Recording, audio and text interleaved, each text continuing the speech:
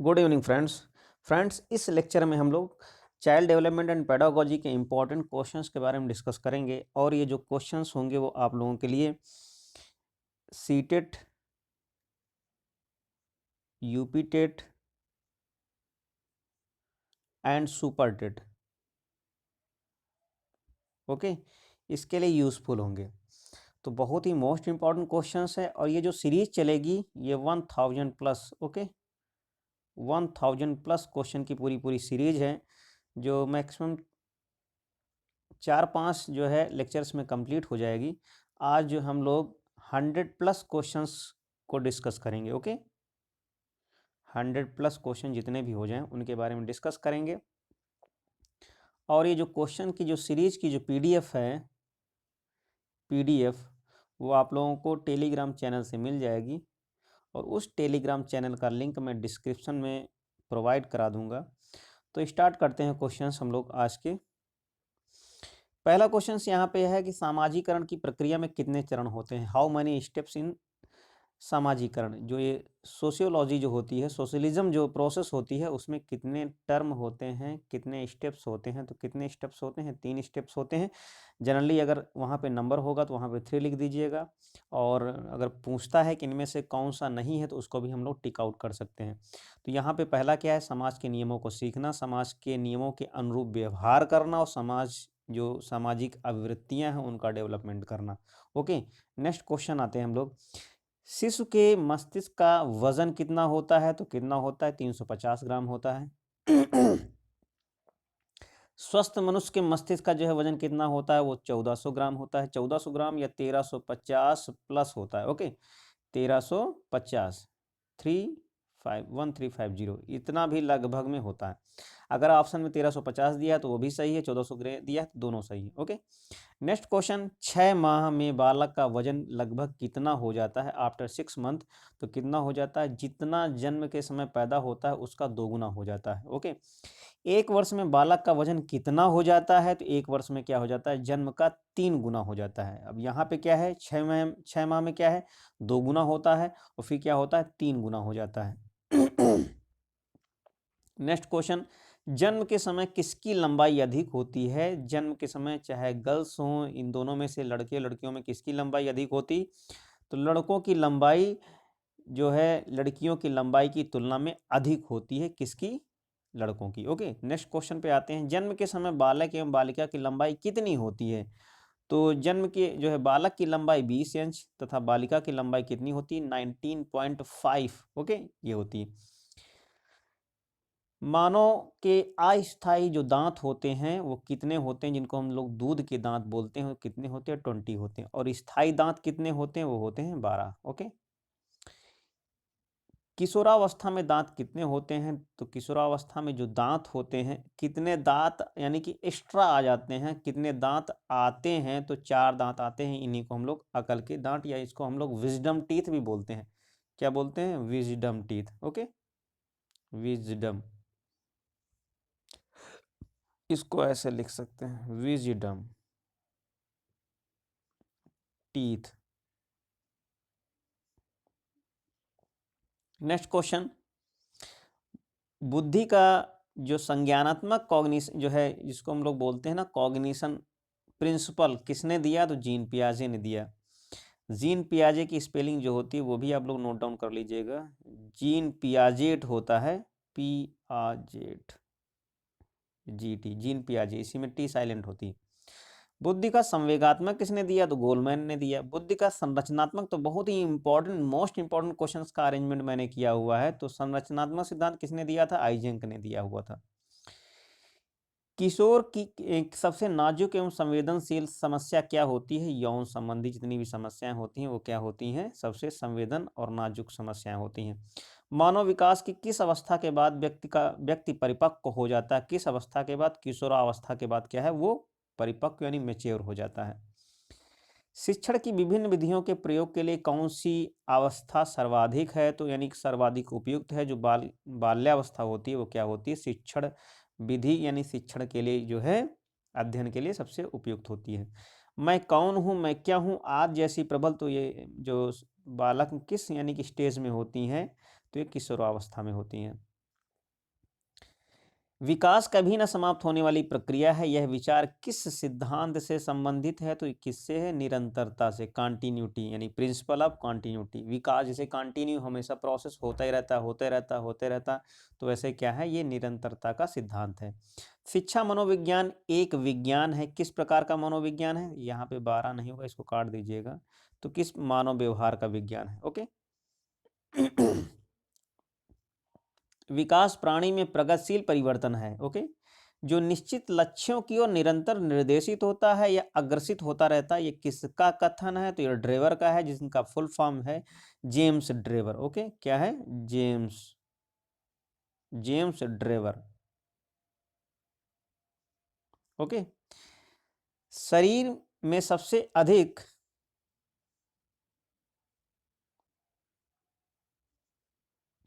शरीर में सबसे लंबी हड्डी का नाम क्या है? सबसे लंबी हड्डी कौन सी होती है? फीमर की, या जांग नहीं होगा, जांग, थाई। ओके, थाई की जो बोन होती है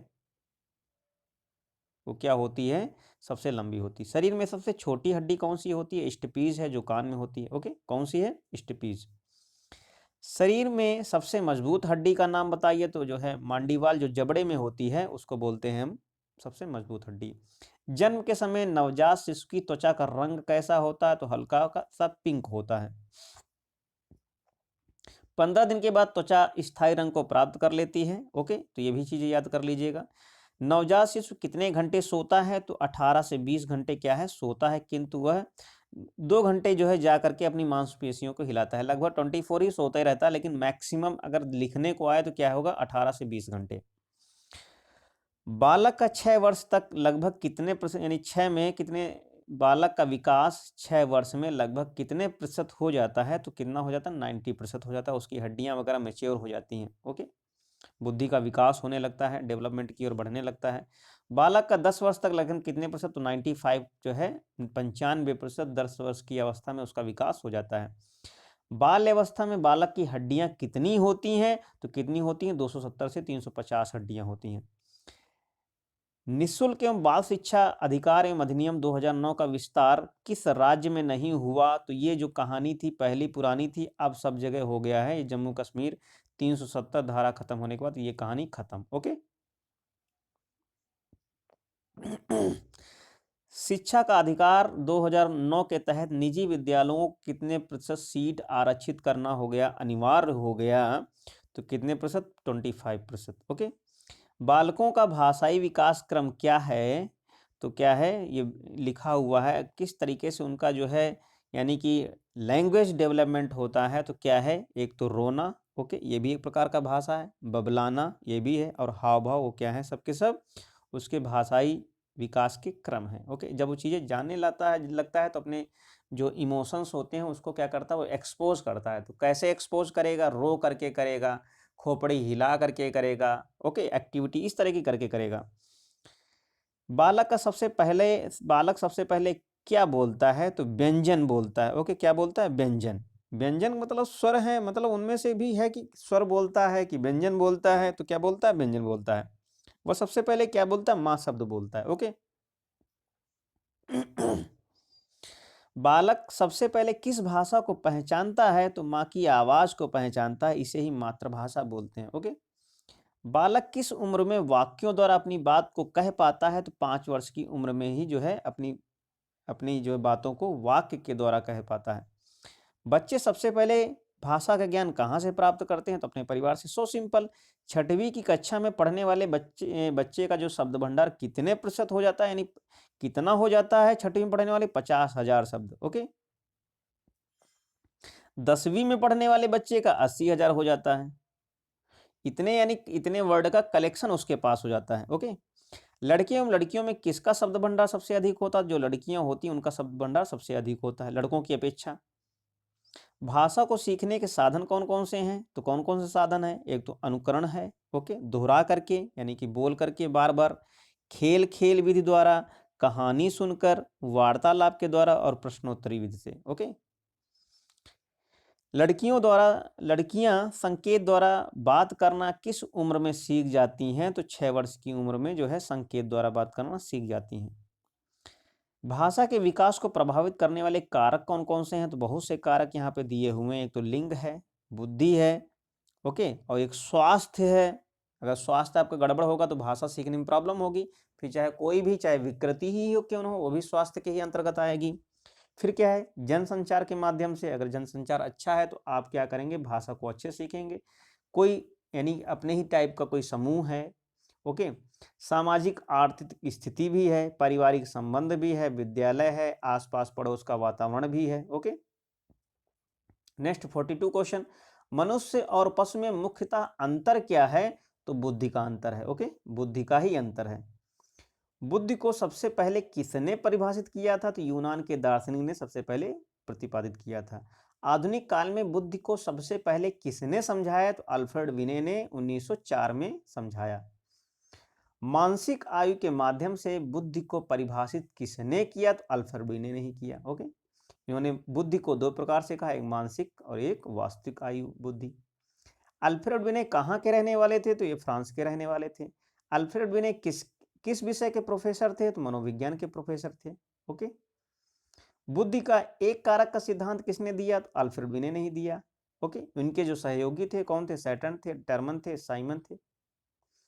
बुद्धि के दो कारक सिद्धांत किसने दिए? यानी कि स्पीयरमैन ने दिए, ओके। बुद्धि के दो कारक सिद्धांत कौन कौन से हैं? एक तो जी कारक है और एक एस कारक है। गणित का सीखा हुआ ज्ञान भौतिक विज्ञान में सहायता प्रदान करता है, ये कौन सा अधिगम है? तो ये कैसा है? धनात्मक है। अगर कोई चीज हम सीखते हैं, सीखने के साथ साथ यानी वो अपने विषय में तो काम कर ही रहा है, वो दूसरे के विषय में भी काम कर रहा है, तो उसको बोलेंगे हम लोग, क्या बोलेंगे? धनात्मक स्थानांतरण, ओके। शैक्षिक समस्याओं का सर्वोत्तम साधन क्या समाधान हो सकता है? जितनी भी शैक्षिक समस्याएं हैं उनका सर्वोत्तम समाधान क्या होगा? समूह परिचर्चा यानी समूह डिस्कशन। स्थानांतरण में सामान्यीकरण, यहाँ पे ये सामान्यीकरण है का सिद्धांत किस शिक्षा मनोवैज्ञानिक ने दिया? तो किसने दिया? जेड ने दिया, ओके, ZUD।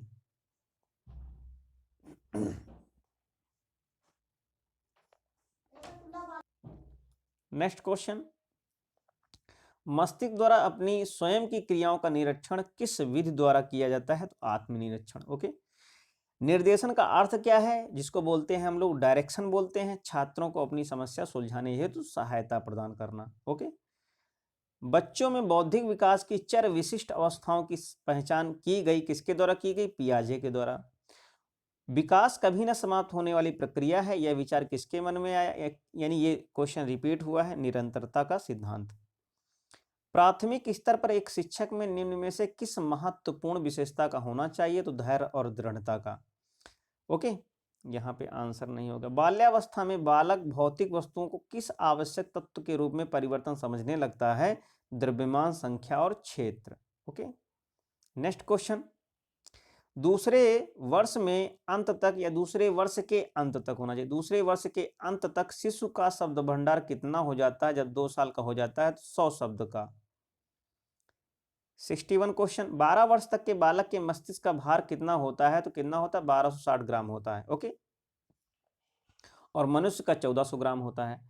मनुष्य में के शरीर में कितनी हड्डियां होती हैं? 206 हड्डियां होती हैं, जबकि बालक के जन्म के समय में 270 हड्डियां होती हैं, ओके। बाल्यावस्था में बालक की हड्डियां जो है यानी कि कितनी हो जाती? 350 हो जाती हैं। बालक के विकास की दशा में कैसी होती, यानी जो बालक होता है उसके विकास की दशा कैसी होती है, यानी किस हिसाब से उसका डेवलपमेंट होता है? सिर से पैर की ओर, ओके। सबसे पहले उसका जब छोटा सा बच्चा होता है गर्भ में, तो उसका सबसे बड़ा यानी मेन इंपॉर्टेंट चीज क्या होती है? ये क्या होता है? ये उसका सर ही होता है। फिर धीरे धीरे धीरे धीरे इस तरीके से इस शेप में होता है बालक, ओके। फिर धीरे धीरे हाथ पैर, फिर चेस्ट का जो डेवलपमेंट होता है, फिर टांगों का डेवलपमेंट होता है। तो सबसे पहले क्या है? इसको बोलते हैं केंद्र की ओर, ओके। सामान्य से, इसको ये भी बोलते हैं सामान्य से विशिष्ट की ओर, ओके। नेक्स्ट क्वेश्चन, विश्लेषणात्मक मनोविज्ञान के जनक कौन थे? सिगमंड फ्रायड थे। तूफान की अवस्था किशोरावस्था को, किशोरावस्था को तूफान की अवस्था किसने कहा? स्टेनले हॉल ने कहा। किसने कहा? स्टेनले हॉल ने किया। बहुत इंपॉर्टेंट क्वेश्चन है। नैतिक अवस्था का सिद्धांत किसने दिया? नैतिक अवस्था नहीं, सॉरी, नैतिक विकास, ओके। तो किसने दिया? कोहलबर्ग ने दिया। मूल प्रवृत्ति का सिद्धांत किसने दिया? मैकडोनल ने दिया। ओके, उन्होंने क्या बताया कि 14 मूल प्रवृत्तियां होती हैं। संवेग का सिद्धांत किसने संवेग का सिद्धांत क्या होता है? मन की उत्तेजित दशा को क्या बोलते हैं? संवेग कहते हैं। उत्तेजित अवस्था में क्या होता है? खुशी भी होती है, क्रोध भी होता है। ओके, व्यक्तित्व का स्व सिद्धांत किसने दिया? तो कार्ल रोजर ने दिया। ओके, नेक्स्ट क्वेश्चन, वह स्तर जिसमें बच्चा किसी वस्तु एवं घटना के बारे में तार्किक रूप से सोचना शुरू कर देता है उसको बोलते हैं हम लोग मूर्त क्रियात्मक अवस्था। ओके, ये किसकी है? जीन पियाजे की। सृजनात्मकता मुख्य रूप से किस से संबंधित है? तो किससे संबंधित है सृजनात्मकता? अपसारी। एक होता है डाइवर्जेंट, एक होता है कन्वर्जेंट। ओके, क्या होता है? एक डाइवर्जेंट होता है, एक कन्वर्जेंट होता है। तो डाइवर्जेंट का मतलब होता है, क्या होता है कि अभिसारी। ओके, डाइवर्जेंट का मतलब क्या है? सॉरी, डाइवर्जेंट का मतलब होता है अपसारी और कन्वर्जेंट का मतलब होता है अभिसारी। यानी जैसे एक ही पॉइंट पे सोच रहा है छोटी बुद्धि का तो उसको बोलेंगे कन्वर्जेंट यानी कि अभिसारी। बहुत दूर तक सोच रहा है यानी ब्रॉड माइंडेड है तो उसको बोलेंगे हम अपसारी। ओके, डाइवर्जेंट, सॉरी, इसको बोलेंगे डाइवर्जेंट। चिंतन अनिवार्य रूप से क्या है? चिंतन अनिवार्य रूप से संज्ञानात्मक गतिविधि है। किसी बालक में चिंतन की योग्यता उसके सफल जीवन का मूल्य आधार है, कथन किसने दिया? क्रो एंड क्रो ने। ओके, नेक्स्ट क्वेश्चन 75, चिंतन की दृष्टि से किस बच्चे में सर्वश्रेष्ठ चिंतन है उसे क्या बोलेंगे? तार्किक चिंतन।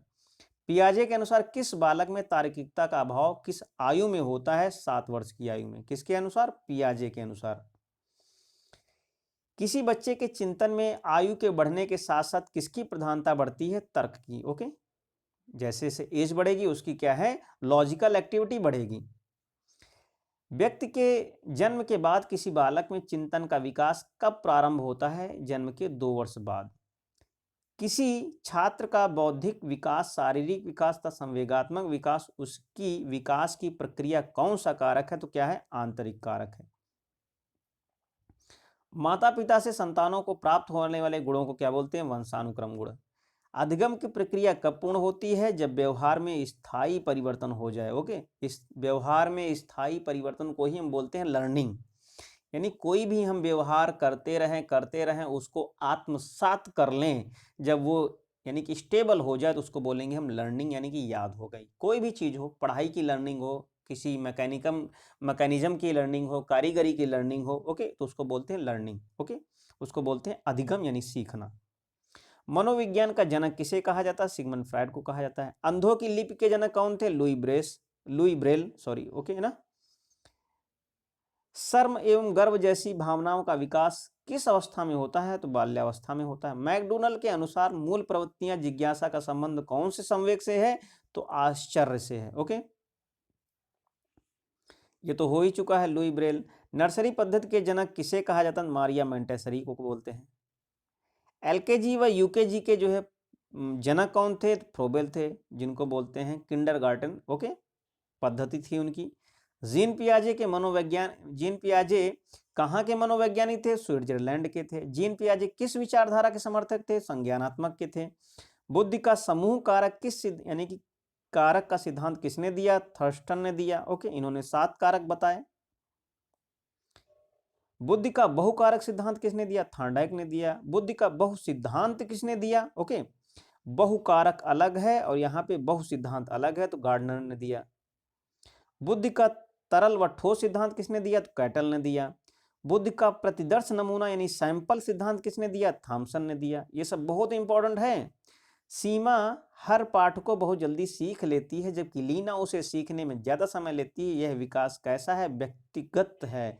इसको बोलते हैं व्यक्तित्व, बोलते हैं पर्सनालिटी प्रिंसिपल। ओके, निम्नलिखित में से यहाँ पे डैश है, सभी वातावरणीय कारक विकास को साकार यानी कि शारीरिक गठन में, शारीरिक गठन के अतिरिक्त सभी वातावरणीय कारक विकास को आकार देते हैं।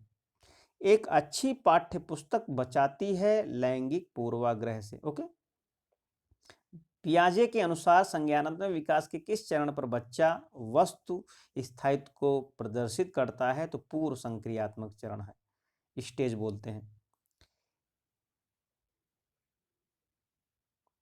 वह विचारात्मक प्रक्रिया जिसमें नूतन, वास्तविक तथा उपयोगी अवधारणाओं का प्रस्तुतिकरण निहित होता उसको बोलते हैं रचनात्मक। ओके। माता पिता से वंशजों में स्थानांतरित होने वाले लक्षणों को क्या कहा जाता है? तो आनुवंशिक। इसको भी हम लोग देख चुके हैं। फ्रेंड्स 100 क्वेश्चन हो गए हैं, कुछ क्वेश्चंस हम लोग और करेंगे। ओके, तो आप लोग पेशेंस बना के रखिए, और अगर वीडियोस के क्वेश्चन अच्छे लग रहे हो, मस्त लग रहे हो, तो वीडियोस को लाइक करने के अलावा चैनल को सब्सक्राइब जरूर कर लें अगर आप चैनल पे नए हैं। ओके, नेक्स्ट क्वेश्चन यहाँ पे है कि बुद्धि का कौन सा सिद्धांत जी और विशिष्ट सिद्धांत जो है, यानी जी का मतलब जनरल प्रिंसिपल, एस का मतलब स्पेशल जो है प्रिंसिपल, ये सिद्धांत किसने दिया? स्पेयरमैन का द्विखंड था। प्रतिबिंब, अवधारणा, प्रतीक एवं संकेत, भाषा, शारीरिक प्रक्रिया और मानसिक क्रिया अंतर्निहित होती है विचारात्मक प्रक्रिया के तहत। वह प्रक्रिया जिसके द्वारा माता पिता यह अनुमान लगाते हैं उनके बच्चे में सभी सकारात्मक गुण हैं, क्योंकि एक गुण सकारात्मक है तो उसको बोलते हैं परिवेश का प्रभाव। ओके।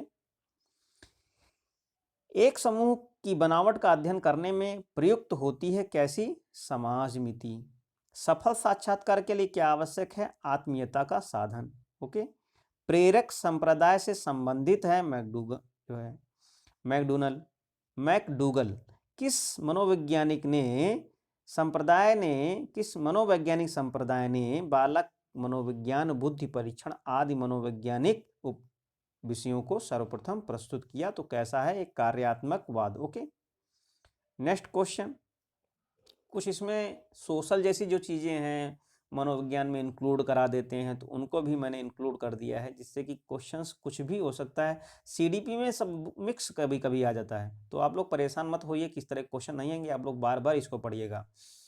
अंतर्दर्शन पद्धति मनोविज्ञान के किस संप्रदाय से संबंधित है? ये तो हो ही चुका है। ओके, दोबारा वही चीज है, वही अंतर्दर्शन, बात एक ही है, चाहे जो सामाजिक हो।